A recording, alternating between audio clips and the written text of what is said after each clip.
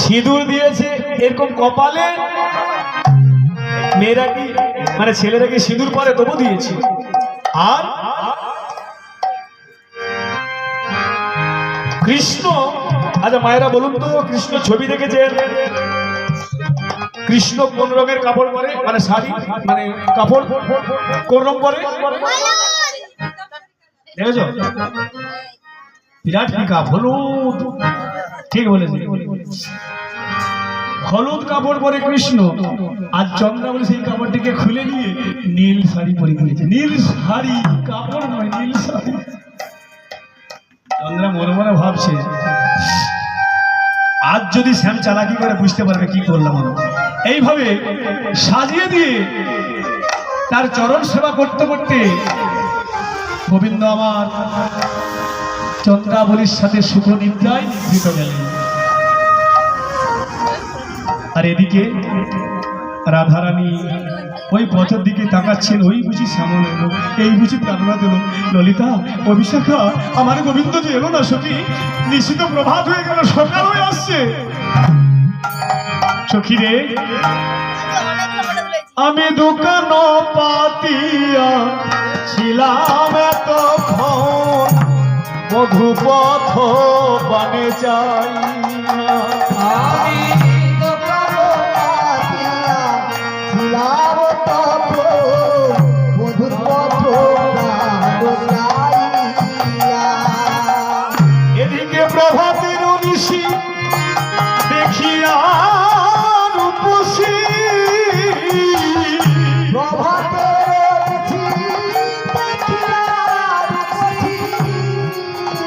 চমকি উঠিল রায় গো, চমকি উঠিল রায়।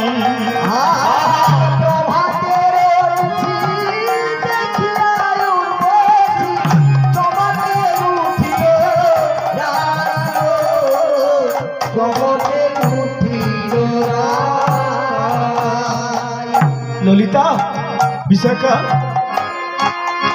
দেখ দেখ নিশি প্রভাত হয়ে যাচ্ছে। এবারে যে মানুষটা সন্ধ্যা থেকে একবারে একদম ফুল তুলে মালা গেঁথে বাসর সাজিয়ে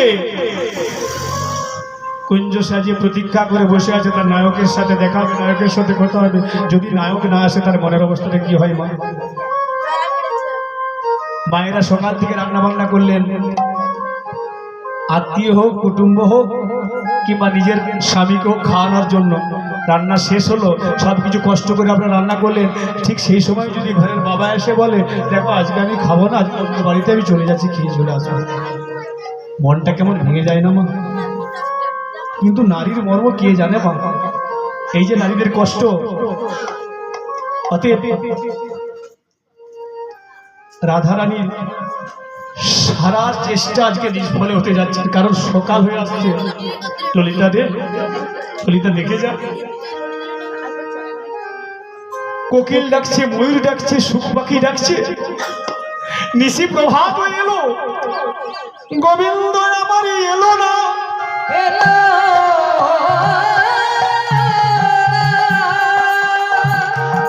ওরে মরমে সখী ললিতা, ললিতা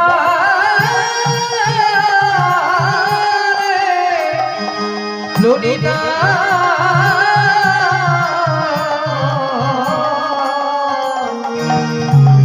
ললিতা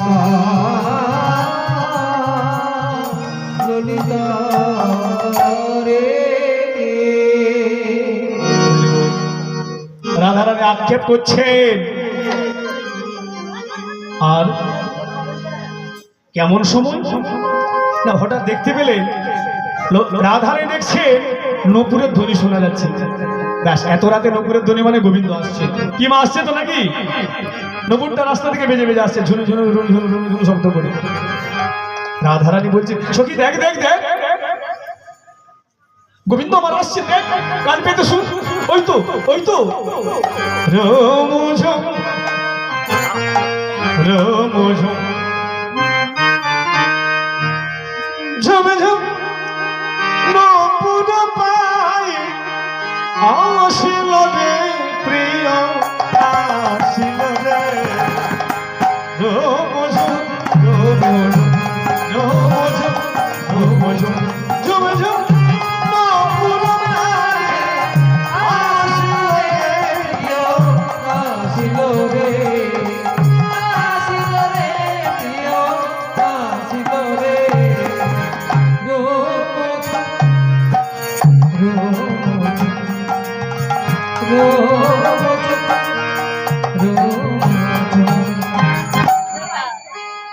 চমক দিলাম আর কি।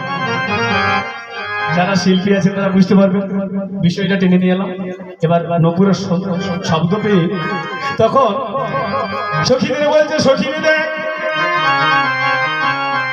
আমি মধুর নপুরের চরণের শব্দ শুনি।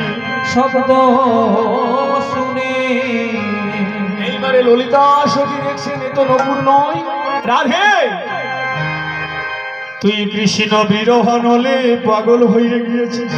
পাগল হয়ে গেছি। কেন জানিস? ওই কাঁচা পাতার স্মৃতি দেখবেন ভক্তমণ্ডলী, এই যে শীতকালে কুয়াশা হচ্ছে, আপনারা বনে চলে যান, কাঁচা পাতার শিশুরগুলো সারা রাত্রি ধরে পড়ে যখন পাতাটি বেয়ে শুকনো পাতার উপরে প্রত্যেকটা পাতা সারা বন যখন শিশুগুলো টপ টপ টপ টপ পড়ে, আর পড়ছে কোথায়? শুকনো পাতায়। একটা ঝমঝম ঝমঝম শব্দ হয়। এগুলো আমরা জানি না, আমরা দেখি না, এগুলো অনুভূতি করে দেখুন। সারা বনে যদি নিচে পাতা পড়ে থাকে আর সারা বন যদি পাতাগুলি উপরে ভিজা থাকে, কুয়াশা ভিজে যখন top top top top top top পড়ে, মনে হয় একটা নূপুরের ধ্বনি। ওটা শুনে রাধারানীর কৃষ্ণের নূপুর ভেবেছেন। সখীরে এ তোর গোবিন্দ নয়, কাঁচা পাতার শিশির শুকনো পাতায় পড়ছে, তাই ঝমঝম শব্দ হচ্ছে। রাধারানী এই কথা শুনে বলছে, ওরে ললিতা, ওরে বিশাখা, দেখ ললিতা উঠেছে সুখ, আমার মনে চলে গেছে সুখ। মানে একদম সকাল হয়ে আসছে, ময়ূর ডাকছে, ময়ূরী ডাকছে, কোকিল ডাকছে, আর কপত আর কপতি। আপনারা সমস্ত পাখি দেখেছেন, বাঘ পক্ষী দেখেছেন, কপত দেখেছেন? কপত কে দেখেছেন? হাত তুলুন, আমি বলে দেবো। এই জন্য তো কীর্তন শুনতে হয়, অজানাকে জানার জন্য কীর্তন শুনতে হয়। কপত, কপতি, কপত মানে পুলিঙ্গ, আর কপতি মানে স্ত্রীলিঙ্গ, মানে পায়রা। কি মামনি, তোমাদেরও সিলেবাসে এসে যাবে, উপায় নেই।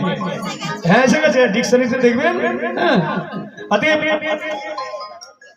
সেই দুটো কপত আর কপতি গাছের ডালে সারা রাত রঙ্গ দেখতেছিল। এখানে কি হচ্ছে আর ওখানে কি হচ্ছে, এখানে কি হচ্ছে, তিনটা জায়গায় কানেকশন হচ্ছে। কৃষ্ণ, রাধারানী আর চন্দ্রাবলী। রাধারানী দেখছেন ডালে কপত আর কপতি বসে আছে, তখন কপত মানে পুরুষ কপতটা কপতিকে বলছে, কপতি একটা কথা বলবো, শুনবি? বলে কি? বলে আমি সন্ধ্যা থেকে তো অনেক কিছু দেখলাম। আচ্ছা বল দেখি, সোজা প্রশ্ন, তোদের বল কপতি, বলে কপতি, বল কপতি, বল কপতি, বল কপতি, বলে কপতি, বল কপতি, বল কপতি, তোদের নারী জাতের কটি পতি, বলে কপতি, বলে কপতি। নারী জাতের কটি পতি, বল কপতি, বল কপতি। কপতি শুনে বলছে, ও বাবা, কি একবারে কি অবাক কথা। সবাই তো জানে নারী জাতের একটাই পতি, একটাই দরকার, একটা হয় উচিত। কিন্তু ভজন রাজ্যে গেলে ঠিক আছে। কপতি বলছে, কপত তখন বলছে, ঠিক আছে, তোদের পৃথিবীর নারী জাতির যদি একটা করে পতি হয়, তাহলে ওইদিকে চেয়ে দেয়, তোদের রাধা রানীর কতি পতি, তোদের রাধা রানী কতি পতি, ওদের রাধারানী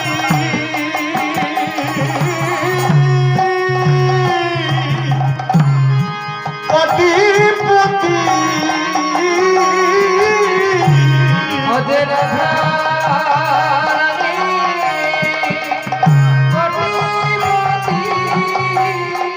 ওরে ঘরে পতি, আর মনে পতি, কপতি গো, ওদের রাধারানী কটি পতি।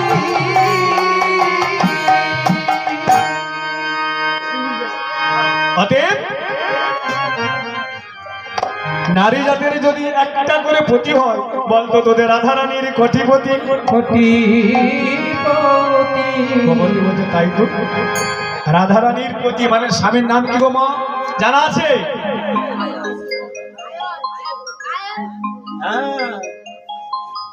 এই তো সকল কিছু জেনে বসে আছে গো, শুধু গাইতে পারে না বলে আমাকে ডেকে এনেছে। তাহলে